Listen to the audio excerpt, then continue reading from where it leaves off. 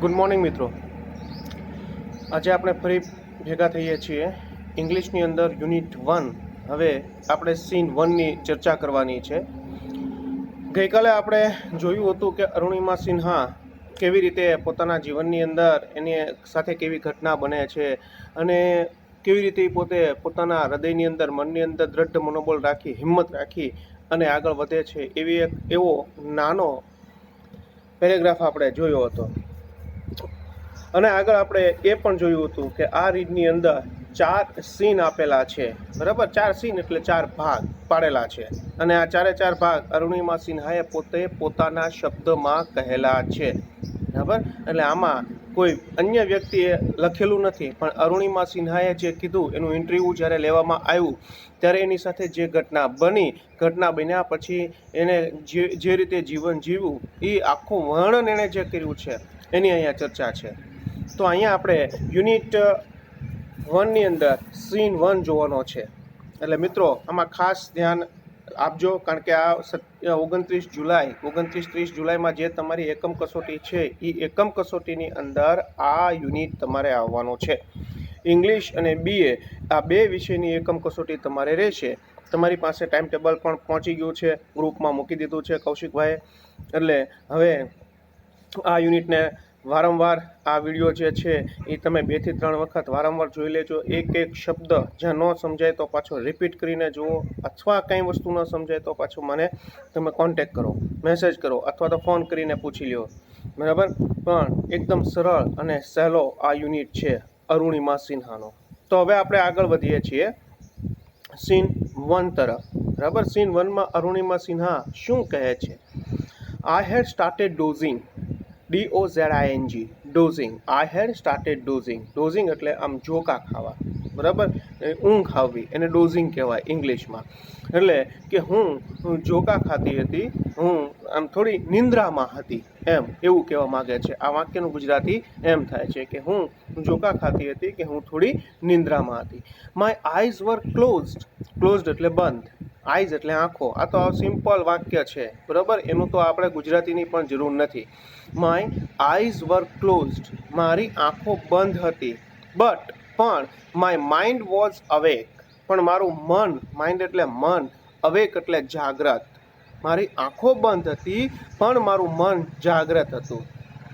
I remember someone saying that, બરાબર. મને યાદ છે, મને રિમેમ્બર એટલે યાદ હોવું, સમવન એટલે કોઈક, સેઇંગ એટલે કહેતું હતું, અને ધેટ એટલે કે. I remember someone saying that, મને યાદ છે કે કોઈક કહેતું હતું, બરેલી વુડ કમ આફ્ટર સમ ટાઈમ. બરેલી સ્થળનું નામ છે, શહેરનું નામ છે, કે બરેલી વુડ કમ આફ્ટર સમ ટાઈમ. આફ્ટર એટલે પછી, સમ ટાઈમ એટલે થોડા સમય પછી. આફ્ટર સમ ટાઈમ એટલે થોડા સમય પછી. થોડા સમય પછી બરેલી આવશે, એવું. હું ઊંઘમાં હતી, પરંતુ મને આ કોઈક બોલતું હતું નહીં, સંભળાતું હતું કે બસ હવે થોડા સમય પછી જ બરેલી આવવાનું છે. I was in deep thought. Deep એટલે ઊંડા, બરાબર. થોટ એટલે વિચાર. હું ખૂબ જ ઊંડા વિચારોમાં મગ્ન હતી. When I felt a hand touching at my golden chain, બરાબર. એટલે મેં તમને પહેલાં કીધું કે વેન અને વાઇલ હોય ને તો ત્યાંથી આપણે ટ્રાન્સલેશન શરૂ કરવું. When I felt a hand touching at my golden chain. જ્યારે મને, વેન એટલે જ્યારે, અને બીજું વાક્ય આપણે બોલીએ ને એટલે ત્યારે લાગે. જ્યારે મને એવું લાગ્યું, ફેલ્ટ એટલે લાગવું, કે my golden chain, at my golden chain, hand tugging એટલે કોઈકનો હાથ મારા સોનાની ચેન ઉપર આમ ખેંચતો હોય ને એવું મને ફીલ થયું, એવું મને લાગ્યું. ત્યારે I was in a deep thought, ત્યારે હું ખૂબ જ ઊંડા વિચારોમાં હતી. જ્યારે મને એવું લાગ્યું કે મારા આ સોનાની ચેનને કોઈ ખેંચી રહ્યું છે, હાથ અડાડી રહ્યું છે, ત્યારે હું ખૂબ જ ઊંડા વિચારોમાં હતી. A girl's six sense is always her best companion. Companion એટલે સાથી, સંગાત. અ ગર્લ્સ સિક્સ સેન્સ, એવું કહેવાય છે કે સ્ત્રીઓને 6 સેન્સ હોય છે, બરાબર. એઓની પાસે 6 સેન્સ હોય છે. 6 સેન્સ એટલે 6ઠી ઇન્દ્રિય આપણે કહીએ ને એમ, કે કાંઈ થવાનું હોય ને એ પહેલાં એને જાણ થઈ જતી હોય છે. એટલે ભગવાને આ શક્તિ સ્ત્રીઓમાં આપેલી હોય છે એવું કહેવામાં આવે છે. એટલે અહીંયા અરુણિમા સિન્હા કહે છે, a girl's 6 sense is always her best companion. છોકરીની તેની છઠ્ઠી ઇન્દ્રિય તેનો સારામાં સારો સાથી હોય છે. એટલે જાણી લે કે સામેના માણસમાં શું વિચાર ચાલી રહ્યા છે, સારા વિચારો છે, ખરાબ વિચાર છે, એટલે એની સિક્સ સેન્સ ઓટોમેટિક એને ખ્યાલ આવી જાય. આઈ ઇન્સ્ટિંક્ટિવલી, બરાબર, I instinctively open my eyes. Instinctively, બરાબર, ધીમે ધીમે મારી આંખ મેં ખોલી. એમ ઇન્સ્ટિંક્ટિવલી એટલે ધીમે ધીમે, ઓપન એટલે ખોલવું, આઈઝ એટલે આંખો. મેં ધીરે ધીરે મારી આંખ ખોલી. એન્ડ સો SAW, સીનું ભૂતકાળ છે, SEE એનું ભૂતકાળ છે, SAW. એન્ડ અને જોયું 4 or 5 young men around me, 4-5 વ્યક્તિઓ મારી આસપાસ ઊભેલા છે. બરાબર, એ પોતે નિંદ્રામાં હતી, પણ જ્યારે એને એવું લાગ્યું કે સોનાની ચેન ઉપર કોઈક હાથ ફેરવે છે, ખેંચી રહ્યું છે, આંખ ખોલી અને જોયું તો એને જોયું કે 4-5 વ્યક્તિઓ તેની આસપાસ છે. ધ ડ્રંકન લુક્સ એટલે પીધેલી હાલતમાં, દેખાવા, લુક્સ એટલે દેખાવા, તેઓ બધા શરાબ પીધો હોય એવું લાગતું હતું, બધાએ શરાબ પીધો હોય. And behaviour gave me N inkling of their intention. બરાબર, ઇન્કલિંગ, બરાબર, ઇન્ક એટલે શાઈ, બરાબર, શાઈ, એન ઇન્કલિંગ એટલે કંઈક ખરાબ ઈરાદો પૂર્વકનો, ઇન્ટેન્શન એટલે ઈરાદો. એનો બિહેવિયર કંઈક એવું હતું કે ઈરાદો એનો ખરાબ લાગ્યો મને. આ 4-5 વ્યક્તિઓ મારી આસપાસ હતા, ઊભેલા હતા, એટલે એનો ઈરાદો મને ખરાબ લાગ્યો. ઇન્કલિંગ એટલે કંઈક ખરાબના અર્થમાં અહીંયા લેવાનું છે. બાકી ઇન્કનો મતલબ થાય શાઈ ઢોળાવીને ઇન્કલિંગ કહેવાય છે. શાઈના છાંટા ઉડાડવા એને પણ ઇન્કલિંગ કહેવાય છે. પણ અહીંયા લાગ્યું give me N inkling of their intention, કે તેઓનો ઈરાદો મને કંઈક ખરાબ જણાતો હોય એવું લાગ્યું. I stood up in a flash એટલે ઝડપથી, બરાબર, સ્ટૂડ અપ એટલે ઊભી થઈ, હું ઝડપથી ઊભી થઈ. ટુ ટેલ એટલે કહ્યું, ધેમ એટલે તેઓને, હું ઝડપથી ઊભી થઈને તેઓને કહ્યું ધેટ કે I had no intention of parting with my chain. અને ઊભી થઈને તરત મેં એમ કીધું બધાને કે ભાઈ મારે આ ચેનથી દૂર પાર્સિંગ, બરાબર, પાર્સિંગ એટલે દૂર લઈ જવું, અને પાર્ટિંગ પણ થાય છે, અને દૂર લઈ જવું, એમ અલગ કરવું. મારે મારી ચેનથી અલગ થવાનો કોઈ ઈરાદો નથી એમ કીધું. એટલે કે ચેન મારી લેતા નહીં, બરાબર, એ મારી પાસે મારે જ રાખવી છે, એને અલગ કરવાનો કોઈ ઈરાદો નથી. હવે આ બધા સમજી ગયા, જે 4-5 વ્યક્તિઓ હતા, કે આ જાગી અને હવે આ ચેન નહીં લેવા દે. સો દે કેમ ટુગેધર એટ મી, એટલે 4-5 વ્યક્તિઓ ભેગા થઈ એની સામે આવ્યા, બરાબર, અરુણિમા સિન્હાની સામે આવ્યા. 4-5 વ્યક્તિઓ ભેગા થયા અને અરુણિમા સિન્હાની સામે આવ્યા. ઇવન ધો the compartment was full. Compartment એટલે ટ્રેનનો ડબ્બો. ઇવન ધો એટલે જો કે, બરાબર, આ આપણે ગ્રામરમાં શીખવાનું છે. ઇવન ધો તમારે ખાલી જગ્યામાં પણ આવે છે, વાક્યમાં આવશે. ઇવન ધો એટલે જો કે. આ કન્જક્શન કહેવાય છે. તો આવા કન્જક્શનને અને એડવર્બ ક્લોઝ તરીકે ઓળખાય. તો એને આપણે શીખવા પડે, જેથી કરીને આપણે આ સેક્શન જે છે ને એમાં આપણી ભાષામાં કંઈ લખવું હોય ને ત્યારે આવા બધા ક્લોઝ જે છે એ આપણને ખૂબ જ કામ આવતા હોય છે. ઇવન ધો ધ કમ્પાર્ટમેન્ટ વોઝ ફૂલ, જોકે કમ્પાર્ટમેન્ટ ફૂલ હતો, ભરેલો હતો, બધા ભરચક હતા, એના ઘણા બધા પેસેન્જર હતા. કમ્પાર્ટમેન્ટ એટલે ડબ્બો, ટ્રેનનો ડબ્બો. None of my fellow passenger got up to even inquire. None of my fellow passenger એટલે કે મારી સાથે ફોલો પેસેન્જર, મારી સાથે જેટલા પેસેન્જર હતા એમાંથી નન ઓફ, કોઈ પણ નહીં, કોઈ પણ ઊભું, ગોટ અપ એટલે ઊભું ન થયું, ઇવન ઇન્ક્વાયર એટલે પૂછપરછ, મારી સાથે રહેલા પેસેન્જરોમાંથી કોઈ પણ પેસેન્જર પૂછપરછ માટે પણ ઊભું ન થયું કે શું થયું, શું ચાલે છે, એવી કોઈએ દરકાર ન કરી. જ્યારે આપણે બહાર મુસાફરી કરતા હોય ને ત્યારે આપણી સાથે જે ઘટના બનતી હોય ને તો એમાં ઘણા બધા પેસેન્જર હોય પણ કોઈ વચ્ચે આવે નહીં, કારણ કે બધાને ડર લાગતો હોય છે કે ક્યારેક આ વસ્તુ આપણી સાથે આમ બની જશે, આપણી સાથે આ લોકો ઝઘડો કરી લેશે.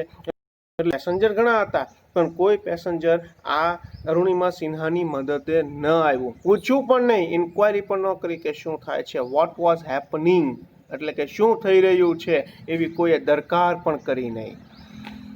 Forget about their coming to my rescue, rescue એટલે બચાવ. આ શબ્દ તમે સમાચારમાં પણ સાંભળતા હશો. જો સમાચાર તમારે જોવાની ટેવ હોય ને તો પૂર આવે કે ગમે આફત આવતી હોય ને ત્યારે સમાચારમાં બોલે છે કે ભાઈ રેસ્ક્યુ ટીમ ત્યાં પહોંચી અને એને બચાવ્યા. એટલે કે રેસ્ક્યુ એટલે બચાવ કરનાર, રેસ્ક્યુ ટીમ એટલે બચાવ કરનારની ટુકડી એમ. એટલે કોઈ આફતમાં હોય ને એને બચાવતું હોય ને એને રેસ્ક્યુ ટીમ કહેવામાં આવે છે. એટલે રેસ્ક્યુ એટલે બચાવ કરવો.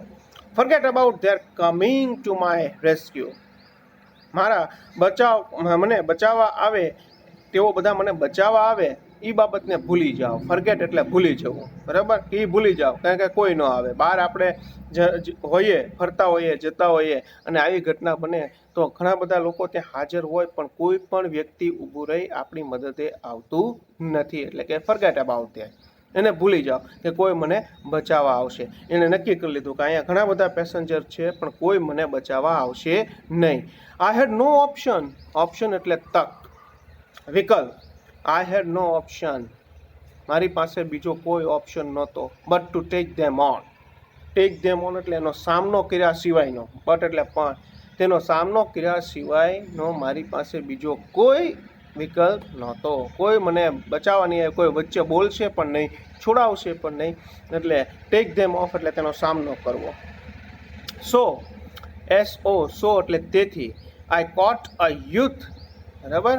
આઈ કોટ અ યુથ. મેં એક યુથ, યુવાન માણસ જે હતો ને એમાં એને પકડ્યો. I caught a youth who was trying two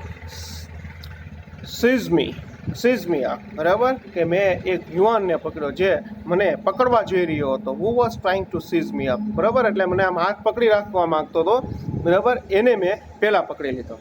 and હવે એ કહે છે, શું કહે છે? By his collar and pushed him back. એના કોલરથી મેં એને પકડ્યો હતો. કોલર પકડી રાખ્યું. એ મને પકડવા જતો હતો, સીઝ મી અપ એટલે કે મને પકડવા જતો હતો, અને મેં પકડી લીધો કોલરથી અને પુશ એટલે ધક્કો મારો.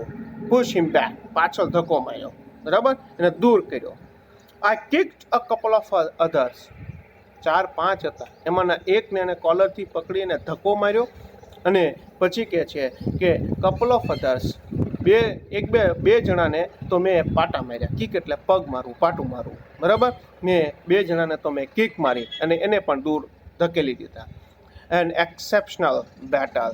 એક્સેપ્શનલ એટલે ક્યારેય ન બની હોય તેવી, બરાબર? કે મનમાં પણ ન હોય એવી. બેટલ એટલે લડાઈ. અહીંયા exceptional battle had begun inside the train on the move. On the move એટલે શરૂ ટ્રેને, ઇનસાઇડ એટલે અંદર, ડબ્બામાં આ બેટલ, ફાઇટિંગ અને લડાઈ શરૂ થઈ આ બધા વચ્ચે અને અરુણિમા વચ્ચે. એક બાજુ એકલી અરુણિમા અને આ 4-5 જણા હતા, બરાબર? એની વચ્ચે આ લડાઈ શરૂ થઈ. The વોલ્વ્સ made another attempt two snatch my chains. વોલ્વ્સ એટલે વરુઓ, બરાબર? એને વરુનું સિમ્બોલ આપેલું છે. કારણ કે પ્રાણીઓની અંદર વરુ એવા હોય છે કે જે આવી રીતના ઘાતક હુમલો કરતા હોય છે માણસો ઉપર અને એને નુકસાન પહોંચાડતા હોય છે. એટલે એમ કહે છે the વોલ્વ્સ made another attempt two snatch my chain. અને આ વરુઓએ મારી ચેન ખેંચવાનો બીજો અટેમ્પ્ટ કર્યો, બરાબર? બીજો અટેમ્પ્ટ કર્યો કે ભાઈ ચેન ખેંચવા માટે. સ્ટીલ આઈ રેઝિસ્ટેડ. રેઝિસ્ટેડ એટલે મનાઈ કરવું, એને આમ લડીને ના પાડવું, એને રેઝિસ્ટેડ કહેવામાં આવે છે. એનો સામનો કરવો. સ્ટીલ આઈ રેઝિસ્ટેડ, છતાંય મેં એનો સામનો કર્યો. ભલે 4-5 હતા, બધા એક સાથે લડતા હતા, તોય હું મારી શક્તિ પ્રમાણે હું એનો સામનો કરતી હતી. Until one of them driven by a frenzy gave me an extra hard kick. Until એટલે જ્યાં સુધી. One of them driven by a frenzy gave me an extra hard kick. એમાંથી એક, બરાબર? વન ઓફ ધેમ, તેમાંથી એક વ્યક્તિએ મને ફ્રેન્ઝી એટલે પ્રચંડ પ્રહારથી gave me an extra hard kick, બરાબર? પ્રચંડ પ્રહારથી મને એક કિક મારી, બરાબર? અને કિક મારી એમ કહે છે કે ભાઈ આમાંથી એક વ્યક્તિએ મને પ્રચંડ પ્રહારથી કિક મારી, પગ માર્યો, પાટું માર્યું. ત્યાં સુધી હું એની સામે લડતી રહી, બરાબર? જ્યાં સુધી આ પાટું ન માર્યું ત્યાં સુધી હું આ બધા સાથે ભેગી થઈને લડતી હતી. એમાંથી એક વ્યક્તિએ મને પ્રચંડ પાટું માર્યું. યુઝિંગ ઓલ હિઝ ફોર્સ, તેનો તમામ બળનો એણે ઉપયોગ કર્યો હતો આ પાટું મારવામાં. Of balance. હવે અરુણિમા સિન્હાનું જે બેલેન્સ હતું ને એ વિખાઈ ગયું ઊભું રહેવાનું, કારણ કે અચાનક કોઈ વ્યક્તિ આપણને પાટું મારે તો આપણું બેલેન્સ જે છે એ વિખાઈ જાય. આ બધા વ્યક્તિ સાથે લડતી હતી, એમાંથી એક વ્યક્તિએ ખૂબ જોરથી એને પાટું માર્યું એટલે એનું બેલેન્સ વિખાઈ ગયું. અને પછી એમ કહે છે I could not recover. I could not recover in time. બરાબર, હું રિકવરનો પાટું માર્યું ને ખૂબ વાગ્યું એને, એટલે એ પડી ગઈ, બેલેન્સ વિખાઈ ગયું. એટલે કે રિકવરી પછી રિકવરી કરવામાં, એટલે કે ઊભું થવામાં વાર લાગી, એમ રિકવર કરવામાં, બધું પાછી શક્તિ મેળવવામાં વાર લાગી. I literally flew out of the train. Literally, દેખીતી રીતે, મને દેખીતી રીતે ફ્લ્યુ આઉટ, બરાબર, ટ્રેનમાંથી ઘા કરી દીધો. Steel holding my mobile phone, અને મારા હાથમાં હજી મોબાઈલ ફોન હતો.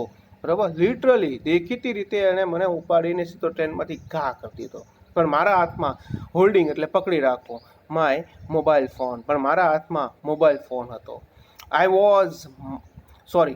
Was mid air. હું બરોબર મિડ એર, બરાબર, હવામાં હતી. I was mid-air when I flew right into the another train moving on the next track. જ્યારે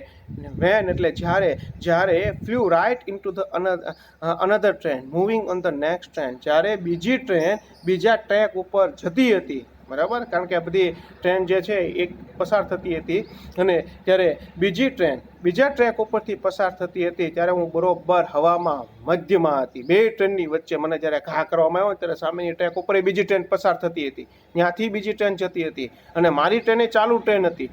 બે ટ્રેન શરૂ હતી, શરૂ ટ્રેને મને ડબ્બાની બહાર ઘા કરી દેવામાં આવ્યો.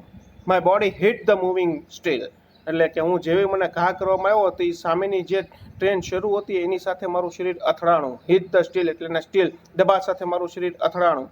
એન્ડ રીબાઉન્સ ટુ માય ટ્રેન, અને ત્યાંથી અથડાઈને ફરીથી રીબાઉન્સમાં ખબર પડે ને, પાછું ફેંકાવું. રીબાઉન્સ એટલે પાછું ફેંકાવું.